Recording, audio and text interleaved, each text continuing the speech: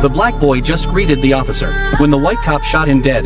In his wallet, they only found an acceptance letter. Not even the shadow of a gun was seen. The officer slammed the car door in anger, cursing under his breath.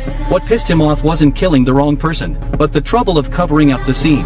After all, to him, as long as the skin was black, emptying the magazine was never a mistake. What the officer didn't know was that the boy's father, Charles, though black, was a well-known judge in the city.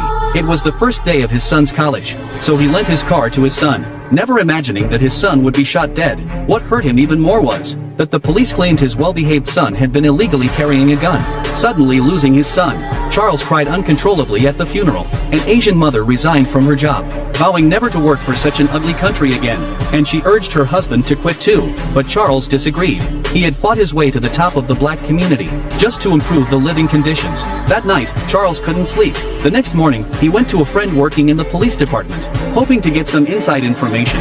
His friend told him the truth, but because of his position, all he could do was provide information, no further help. Just then, the officer who shot his son came downstairs and bumped into Charles. The officer said he was just doing his job, upholding justice.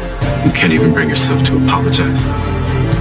I don't apologize for doing my job. Charles declared he was a judge, and he would use all his connections to make the officer regret this, but the officer still refused to apologize. The mother angrily slapped the officer across the face. To her surprise, he just smiled, because he knew, even though Charles was a judge, he couldn't harm him. The worst that could happen was a resignation. Like and subscribe if you like this video.